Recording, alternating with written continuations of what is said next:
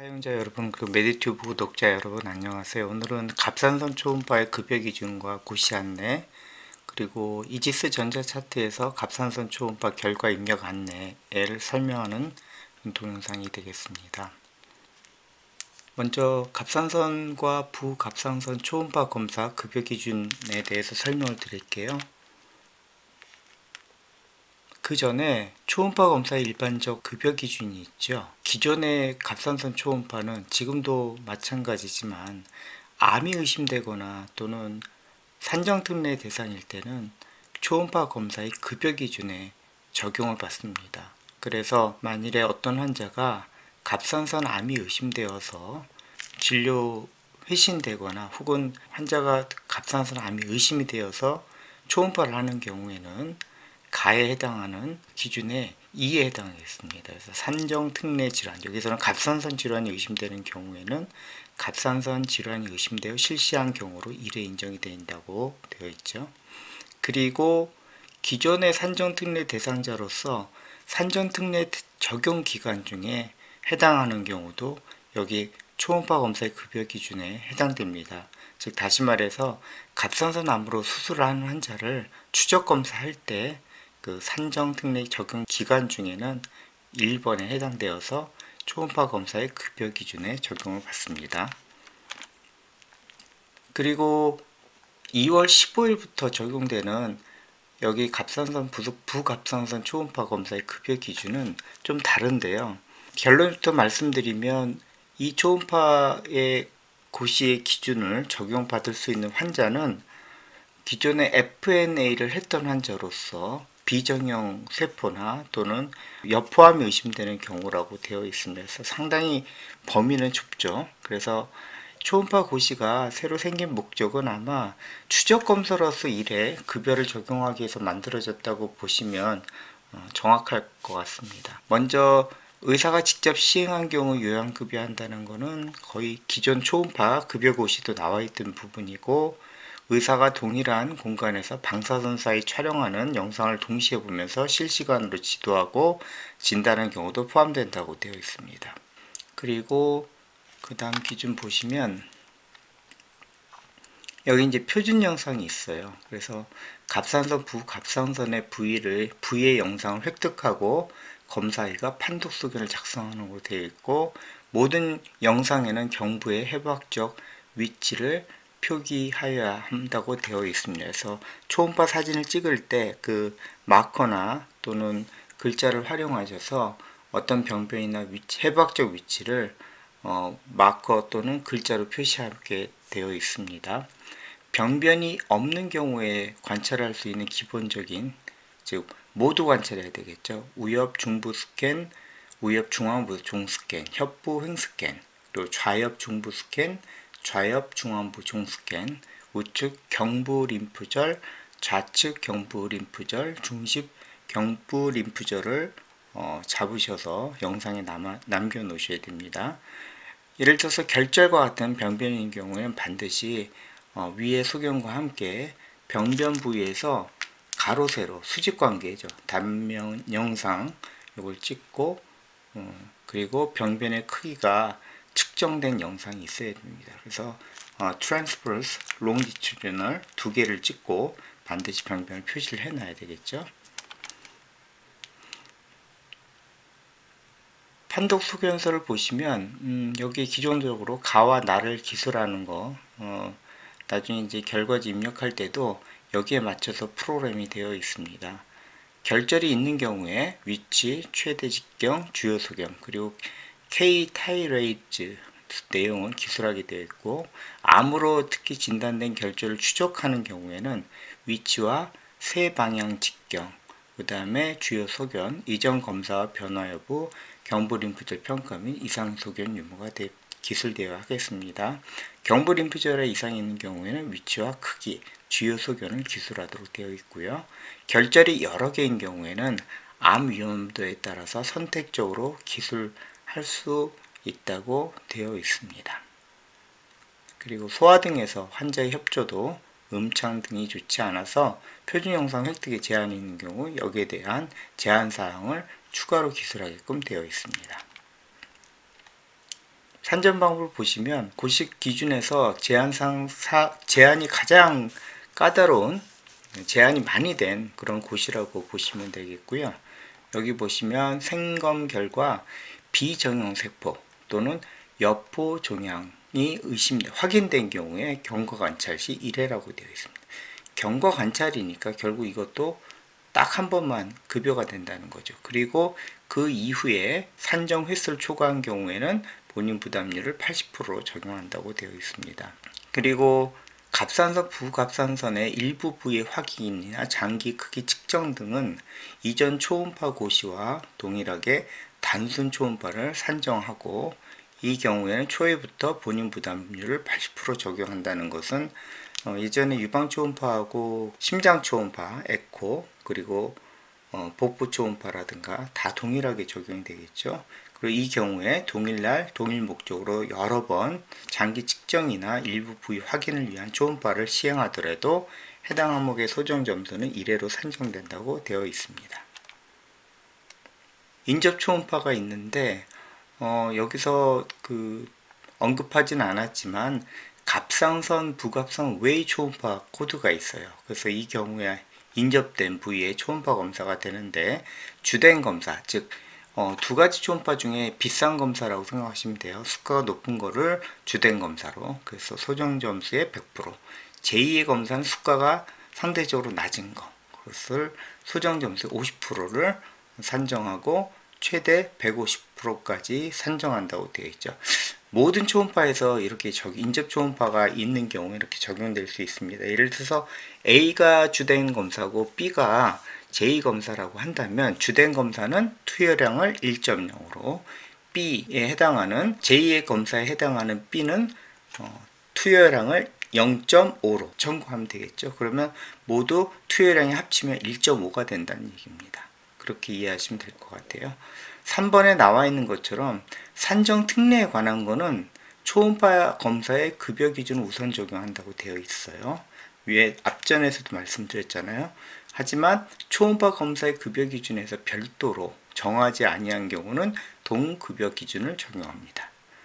이거를 가장 확실하게 적용을 해야 될 게 뭐냐면 바로 이전에 산정 특례에 해당하던 그런 환자들 갑상선 초음파를 했을 경우에는 표준 영상도 범위도 없었고, 그 다음에 판독 소견서라는 그런 규정도 없었잖아요. 그렇지만 모두 다 이 기준 때문에 산정 특례로 의심돼서 하거나 산정 특례로 팔로우하는 환자들도 모두 표준 영상을 여기 있는 갑상선, 부갑상선 초음파의 급여 기준에 나와 있는 기준에 따라서 영상을 획득하고 여기에 나와 있는 판독 소견서 결과를 그대로 준수해서 청구할 때 유의를 하셔야 됩니다. 이 부분을 잘 모르시는 분들이 있어서 내가 FNA 해서 비정형 세포가 있어서 새로운 초음파 기준을 했을 때는 판독 소견서를 넣고, 기존의 갑상선 암이라든가 또 의심되는 환자는 판독 소견서도 안 하고 영상도 내 마음대로 몇 개 그냥 필요한 경우만 한다.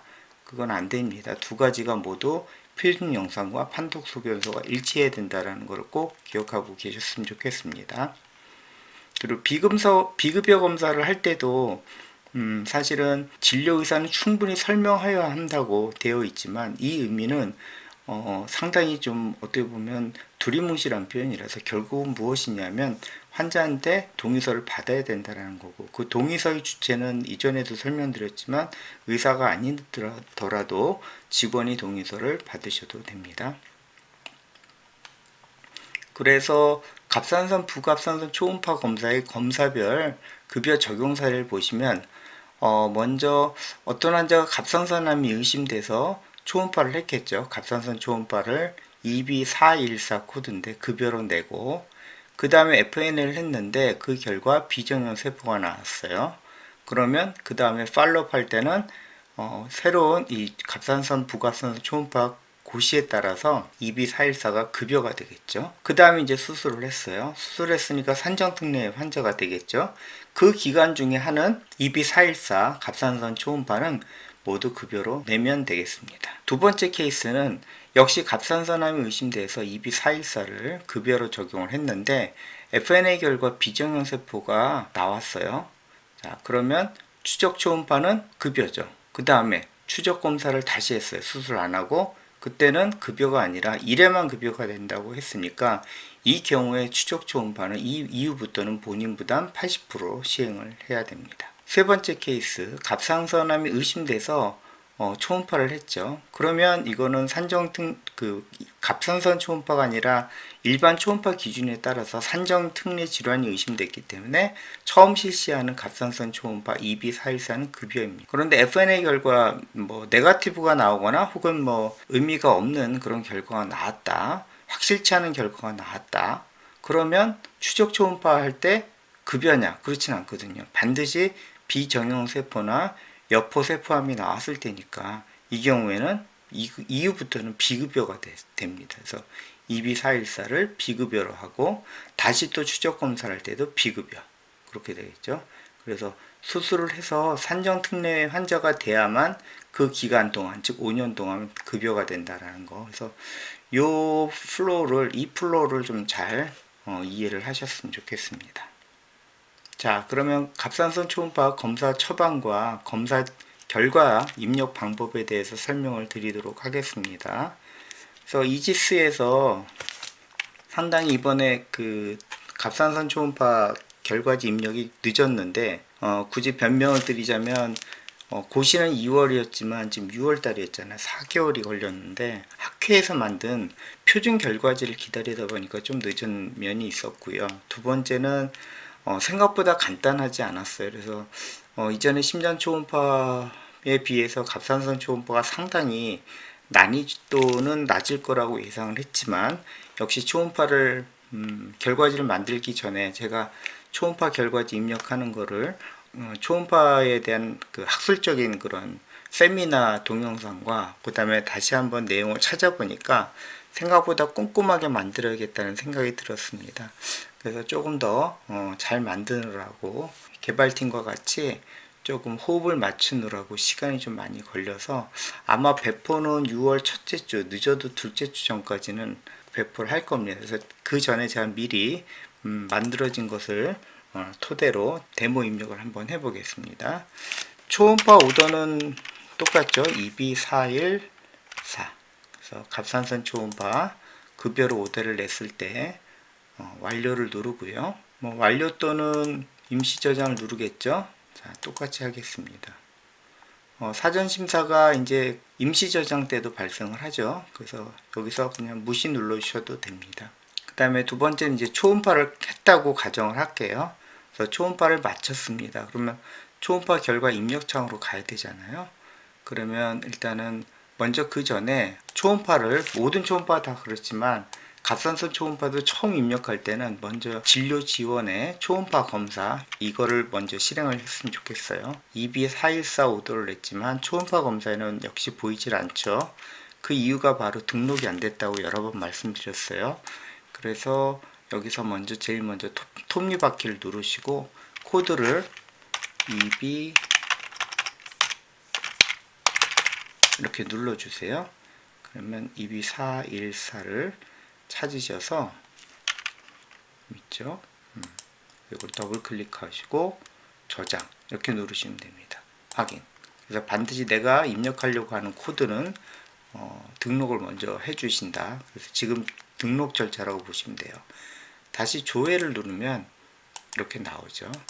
그래서 두 번째 환자부터는 여기서 진료 지원 초음파를 누르는 게 아니라 아예 여기서 진료 지원 창을 꺼내 놓고 여기서 초음파를 누르면 해당 환자 리스트로 바로 가게 되죠.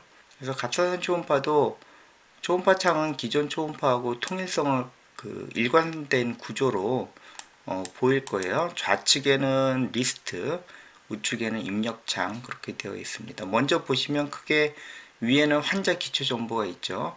그 다음에 두 번째 칸부터 이제 입력을 하는 건데 거의 이제 선택이 되어 있고 청구 부분은 코드에 따라 이제 선택이 될 거고 검사 부분도 마찬가지일 겁니다.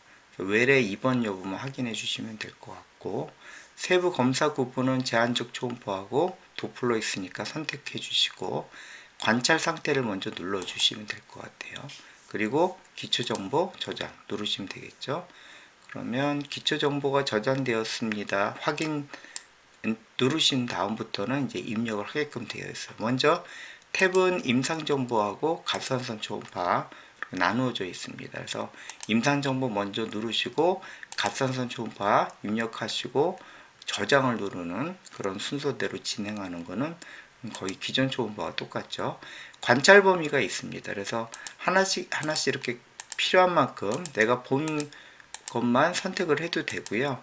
아니면 여기서 전체 선택을 누르고 여기서 안 볼 것들만 빼도 되는 방식. 어떤 것도 상관이 없습니다. 전체 선택은 한 번 누르면 체크가 되고 다시 누르면 이렇게 해제가 됩니다. 다시 누르겠습니다. 영상 획득에 제한이 있었는지 없었는지 여부, 이거는 고시에 나와 있는 그대로입니다. 그래서 없으면 없다고 되어 있으면 되고, 검사 사유는 사실은 여기 보시면 목의 이물감이라든가 종괴, 그 다음에 이전 갑상선 초음파 이상 소견, 사실은 이거는 급여 기준이 안 돼요. 어디부터 급여 기준이냐면 갑상선암의 추적 검사, 갑상선암 수수로 추적 검사, 타 병원 검사상 갑상선암이 의심된 경우, 이 세 가지는 초음파 산정 승리 기준을 받는 초음파 급여 기준에 해당되고요.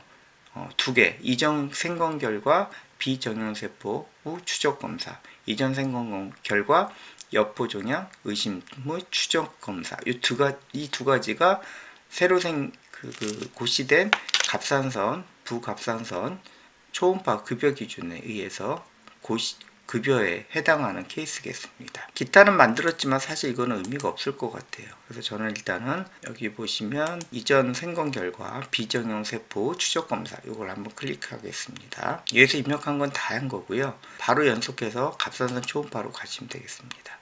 그리고 여기 보시면 right lobe, isthmus left lobe이 width, depth, 그 다음에 length, volume 이렇게 선택적으로 입력할 수 있게 되어 있고요. 모르는 건 입력 안 하셔도 됩니다. 예를 들어서 볼륨 같은 경우는 이제 초음파마다 조금 고급 초음파에서는 볼륨을 3차원적으로 체크를 해주죠. 그래서 볼륨은 아마 width, depth, length를 3차원화해서 정량적인 볼륨 측정하는 방법도 있고 정성적인 그런 볼륨 측정하는 방법도 있기 때문에 일단은 수치를 바로 입력을 할게요. 제가 사이즈는 지금 제가 상상을 해서 쓰는 거기 때문에 정상 범위가 아닐 수도 있어요. 참고해서 입력하는 방법에 대해서만 설명을 드리도록 할게요. 순서대로 라이트 입력하시고 이런 식으로 랩트로 입력하시고 뎁스도 입력하시고 제가 좀 그 다음에 랭스 3.0으로 할까요? 3.0 횡으로 먼저 입력을 하셔도 돼요. 그렇게 그래서 right lobe에서 with depth length, isthmus에서 depth, left lobe에서 with depth length 이렇게 순서도 입력하셔도 되고, 볼륨을 아시면 측정치가 있으면 입력해도 되고 없으면 입력하지 마세요. 그 다음에 이거 TFT는 나중에 다른 어떤 갑상선 염증에 대한 자동 판정 로직을 넣기 위해서 또는 참고하라고 이렇게 넣어둔 거예요. 그래서 이거는 예를 들어서 내가 초음파 입력하다가 사이로이다이티스 같은 거 판정할 때 결과 보고 판정은 훨씬 더 정확도가 높아지고 잘 판정할 수 있을 것 같아서 결과도 바로 볼 수 있도록 하는 겁니다. 그 다음에 파렌카이멀 사이즈를 입력을 해주시고 에코 텍스처도 입력해 주세요. 에코 제니시티도 선택을 해주시고, 그 다음에 US 파인딩은 일단 노멀인지 앱노멀인지, 그래서 만약에 앱노멀이면 kinds of region은 비활성화됩니다. 그러니까 노멀이면 이 kinds of region이 다 비활성화되고요. 앱노멀 누르시면 여기 있는 걸 선택을 할 수가 있어요. 그래서 크게 노듈하고 diffuse thyroidal disease, other thyroidal disease, thyroidectomy 네 가지 기준에 입력을 할 수가 있습니다. 그래서 각각을 클릭하면 상세의 입력창이 활성화가 될 거예요. 그래서 여기서는 보여만 드릴게요. other를 누르시면 이렇게 other에 해당하는 그런 특성을 입력할 수 있게 되어 있고, 사이로이덱토미 누르시면 사이로이덱토미에 특화된 그런 항목값들 이렇게 넣을 수가 있습니다. 반대로 체크를 풀어주시면 비활성화 되겠죠. 먼저 일단 저는 노즐을 입력하는 것만 먼저 보여드릴게요. 제일 중요하니까. 그래서 노즐을 먼저 클릭하시고 그 다음에 플러스를 누르시면 이 노즐의 특성 창이 이렇게 나옵니다. 그래서 다 직관적으로 보시면 알겠죠. 위치 클릭하시고 사이즈, 노즐의 크기가 얼마나 되는지 센치 기준으로 이렇게 입력하시고 그래서 순서는 width, depth, length 순서대로 정했으니까 이 순서를 좀 기억하면서 입력을 해주셨으면 좋겠습니다. 그리고 컴포지션, solid한지 뭐 predominantly solid한지 이런 것들은 기존의 그 갑산선 결절 기준에 따라서 이렇게 나누었습니다. 그래서 컴포지션을 예를 들어서 캔서라고 생각하고 predominantly solid 입력을 하고요. 에코제네시티도 마일드, 하이퍼 에코제네시티 선택을 하겠습니다. 오리엔테이션은 일단은 제가 parallel이라고 할까요? 그리고 마진은 ill-defined, 에코제니 포사이는 마이크로 칼시피케이션이 있다고 하겠습니다. 익스트라사이달 익스텐션이 있는지 또는 바스큘라리티가 있는지 이거는 선택 옵션이니까 꼭 입력 안 하셔도 됩니다. 그래서 저는 넘어갈게요. 그리고 스페시피티하고 말리그넌시 리스크는 선생님들이 입력하는 게 아니라 나중에 이건 입력이 안 되도록 막아 놓을 텐데요. 로직에서 이렇게 특성된 것들이 얼마만큼 말리그넌트 리스크가 있고 그거에 의한 스페시피티가 얼마나 높은지 이걸 보여드리려고 만든 겁니다. K-타이레이드 발음이 맞는지 모르겠어요. K-타이레이드라고 부르겠습니다. 이거를 선택할 수 있는 게 있고요. 잘 기억이 안 나시는 분들을 위해서 이렇게 느낌표 아시죠? 누르시면 쫙 테이블이 나옵니다. 이거 보시면서 선택하시면 됩니다. 그래서 5 우리가 1부터 5까지 있잖아요. 그레이드가. 그래서 이거는 기준은 K-타이레이드 5를 기준으로 했는데요. 여기서 솔리드 하이퍼 에콘 노즐이 있으면서 말리그넌시가 의심되는 세 가지 울트라사운드 피처 세 가지 중에 한 가지만 있으면 5가 됩니다. 그래서 세 가지라는 거는 마이크로 칼시피케이션, 그 다음에 마진이 이레귤러한 거, 그리고 톨러된 와이드죠. 세 가지 중에 하나만 있으면 5가 됩니다. 그래서 여기서는 카테고리 5가 되고 카테고리 5일 때는 recommend 직접 FNA 바이옵시를 한다. 저는 일단 보내겠죠. 그래서 이렇게 보시면 FNA 이렇게 하시면 될 것 같습니다. 그리고 나서 저장을 누르셔도 되고요. 이 소견 여기서 노즐의 특성이 있잖아요. 컴포지션이라든가 에코제네시티, 오리엔테이션 이거를 약속 소견으로 만들어 놓을 수가 있거든요. 그래서 비슷한 피처에 이런 그래서 내가 카테고리 1, 2, 3 여기 해당하는 것들을 만들고 싶으면 이 소견 그대로 해서 약속 소견을 이렇게 누르시면 됩니다. 그래서 예를 들어서 매스 3 해볼게요. 저장 누를게요. 5를 할까요? 5의 특성이니까 5. 그래서 K-타이레이드 그 소견하고 맞추셔도 될 것 같아요. 그래서 카테고리 5 라고 해볼까요? 5-1 이렇게 하겠습니다. 그래서 저장을 누르시면 이 소견 그대로 저장이 됩니다. 그래서 굉장히 편리해요. 저장 이렇게 누르시면 됩니다. 그러면 이렇게 특성들이 이렇게 들어가 있죠. 삭제하는 것도 있어요. 그래서 만약에 두 번째 결절을 넣을 때는 비슷한 결절이면 약속 소견에서 찾으셔서 돋보기를 누른 다음에 카테고리 5-1을 누르시면 그대로 이렇게 특성이 저장이 되죠. 불러올 수가 있어요. 그래서 컴포지션하고 오리엔테이션, 에코제네시티 그대로 들어가고 사이즈만 새로 입력하고 다른 것들도 다 들어가 있죠. 사이즈만 새로 입력을 하시면 여기 있는 특성들이 모두 즐겨찾기로 되니까 이거는 이제 같은 성격의 노즐이 묶여가지고 한 4-5개 있을 때 반복적으로 입력할 때 편하겠죠. 그래서 이런 것들을 잘 구축해 놓으면 좋을 것 같습니다. 그래서 이렇게 간단히 보시면 특성도 아실 수가 있어요. 이것만 봐도 내가 뭘 입력해 놨는지 알 수가 있죠. 그 다음에는 서비컬 인라지먼트가 있는지 있으면 플러스를 눌러서 서비컬 인라지먼트를 이렇게 추가를 할 수가 되어 있습니다. 1, 2, 3, 4, 5를 누르면 이렇게 추가가 되고요. 지우면 지워지는 겁니다. 그래서 림프노드도 이렇게 추가할 수 있도록 해놨으니까 선택해서 사이즈라든가 림프노드 레벨 그리고 파인딩 이렇게 적어 놓으시면 될 것 같습니다. 그 다음에 추적 검사 결과 소견도 있죠. 그래서 리마커블한 체인지가 있는지 없는지 만약에 있으면 아래쪽에 기술을 해주시면 될 것 같고 없으면 No Remarkable Change라고 해놓으시면 됩니다. 최종 진단명은 이렇게 만드실 수가 있어요. 만드는 방법은 진단명 관리 바로 누르셔서 여기서 진단명을 누르시고 갑상선 선골절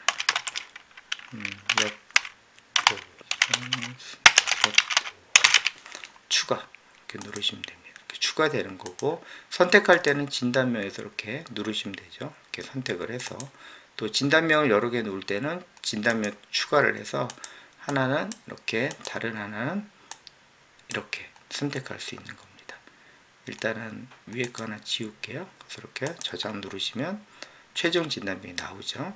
권고사항은 이게 아직은 좀 연등이 안 됐는데 결절에서 선택한 권고사항 중에서 가장 높은 그런 일치시키는 방법이 가장 좋겠죠. 그래서 선택할 수도 있고 그 다음에 주요 메인 병변을 해서 연계하도록 하겠습니다. 지금은 다시 한번 눌러줘야 돼요. 그리고 검사일 추적 검사하는 건 똑같겠죠. 그래서 검사일 선택하는 거 판독의사는 보면 검사일자에 시분이 생겼습니다. 이게 고시에 보니까 일시로 되어 있더라고요. 그래서 판독일이 아니라 일시로 되어 있기 때문에 검사일자와 판독일자에 이렇게 일시가 들어갑니다. 그리고 초음파 소견 기술 여기까지 다 입력을 하셨으면 소견 요약을 누르시고 그 다음에 JX999 요약 이렇게 누르시면 되는데요. 나중에 보시면 알겠지만 이번에는 이게 굉장히 깔끔하게 나옵니다. 레포트에서. 자, 이렇게 다 됐죠. 그 다음에 저장. 입력하는 방법은 제가 대충 설명을 드리기 때문에 실제 병변을 입력할 때는 이 특성에 따라서 꼼꼼하게 정확하게 입력을 하셔야 돼요. 자, 이렇게 다 입력을 하셨으면 인쇄 누르셔서 필요한 경우에는 레포트를 출력할 수 있죠. 보시면 알겠지만 레포트가 상당히 깔끔하게 잘 만들어졌습니다. 그래서 초음파 결과지 출력하거나 PDF로 저장하시면 되겠죠. 그리고 다시 차트에 오실 때 외래 진료를 누르시면 이 환자의 차트로 옮겨갑니다. 만약에 안 열려져 있을 경우에는. 그래서 초음파 결과지는 초음파에서 오른쪽 버튼을 누르시고 그 다음에 초음파 가져오기 선택하시면 되죠. 그럼 내역을 한 번 더 확인하실 수 있고 이상 없으면 완료 누르시고요. 그러면 이렇게 특에 에스터리스크 붙으면 초음파 결과지가 들어가 있다 생각하시면 되고 사전심사에서 이렇게 임시 저장할 때는 그 초음파 결과지가 없다고 심사 경고창이 나왔잖아요. 그래서 보면 그래서 결과지가 잘 들어가 초음파 결과가 들어갔기 때문에 사전심사 창이 뜨질 않았어요. 이렇게 연계하시면 됩니다. 자, 어떠세요? 저희가 이제 이지스 초음파 결과지 입력 프로그램이 복부 초음부터 시작해서 지금 갑상선까지 쭉 수준이 굉장히 업그레이드 돼가지고 나날이 초음파 결과지 입력하는 프로그램이 굉장히 진화가 잘 되어 있습니다. 갑상선 초음파도 처음에서 말씀드렸지만 아주 간단할 거라고 생각했지만 결국은 학술적으로 들어가 보니까 상당히 그게 오산이었다. 만만히 보면 안 된다는 생각을 해서 특히 초음파 검사 결과지를 꼼꼼히 작성하시는 선생님들을 위해서 일단 저 나름대로 최선을 다해서 잘 만들었거든요. 혹시나 좀 부족한 부분이 있더라도 좀 더 개선하면 되는 거니까 아마 다른 전자차트에서는 아마 이렇게까지 꼼꼼하게 만들지 못했을 겁니다. 조금 그 미래 얘기지만 이게 이제 1단계 버전이고요. 초음파 결과지는 조금 더 그 개선을 해서 자동화 기능, 예를 들어서 초음파의 특성을 입력해서 지금 입력하는 수준에서는 설명을 안 드렸는데 그 사이로이다이티스를 입력할 때 수치하고 초음파 결과를 매칭시켜서 진단을 가정에서 내드리는 그러한 로직을 넣을까도 생각했고 아까도 보여드렸지만 그 어떤 그 노듈의 특성에 따라서 악성의 예측도 이미 공개되어 있는 여러 가지 그런 수치들을 가지고 이 정도 소견이면 어느 정도 악성의 가능성이 있고 스페이스피티가 얼마입니다. 이런 것들을 좀 보여드리려고 해요. 그래서 2단계에서는 아마 그 갑상선 그 염증, 갑상선염의 로직에 의한 진단과 그 다음에 노들의 갑상선 암의 가능성, 요걸 예측하는 그런 것들이 아마 추가될 것 같습니다. 자, 이렇게 해서 갑상선, 부갑상선 그 초음파 입력에 대한 고시와 급여 기준에서 좀 잠시 설명드렸고, 이번에 새로 개발돼서 배포 예정인 초음파 결과지 입력 화면 시연도 해드렸습니다. 그래서 일단은 사실은 케이스가 많지는 않겠죠. 급여를 적용해서 초음파 결과를 입력할 환자들이 적어도 갑상선하고 부갑상선 급여 기준 초음파 급여 기준 그거에 따라서 적용할 환자는 많지는 않을 것 같고요. 일반 초음파 급여 기준에 해당하는, 즉 산정특례 질환 갑상선암이 의심되거나 또는 갑상선암으로 수술이나 처치 후에 추적 검사를 하는 그런 환자들에 대해서 결과지를 입력하고 표준 영상을 보관하고 그것을 아마 적용을 하면 될 것 같습니다. 물론 FNA를 하는 병원에서는 FNA를 하고 나서 비정형 세포가 나왔거나 여포성 세포암이 나온 경우에 한해서 그 다음 팔로업 할 때 한 번 더 급여 기준을 적용을 하면 될 것 같고요. 여기서 초음파의 횟수에서 마지막으로 갑상선 FNA를 하기 위해서 하는 유도 초음파 있잖아요. 그거는 산정 횟수에 들어가지 않습니다. 거기까지는 일단 보험 적용을 하고 그 다음 팔로업 할 때 갑상선 암에 의심되는 비정형 세포가 또는 여포성 세포암이 나왔느냐 아니면 FNA 그 결과가 음성이냐에 따라서 양성이 그 암이 의심되면 팔로업 할 때는 급여, 그렇지 않으면 비급여로 한다는 거. 그리고 횟수는 그 다음 만약에 암이 돼서 한 번 했다고 해도 그 다음엔 계속 80%로 급여로 하는 게 아니라 80% 한다. 그렇게 이해를 하시면 될 것 같습니다. 이 초음파 결과지는 작성을 해보시면 알겠지만 이전 초음파 결과 입력하고 비슷해서 아마 직관적으로 이해를 하실 것 같습니다. 자, 이렇게 해서 프로그램의 그 시험과 고시 기준에 대해서 설명을 마치도록 하겠습니다. 잘 사용해 주셔서 초음파 결과지 입력을 잘 관리하는데 많이 도움이 되는 그런 좋은 프로그램이 되었으면 좋겠습니다. 이상으로 설명을 마칠게요.